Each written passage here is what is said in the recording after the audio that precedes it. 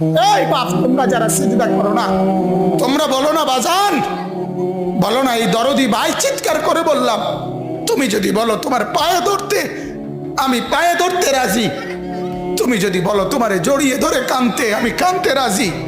তুমি বলো কেন আল্লাহর সাথে রাগ করলা?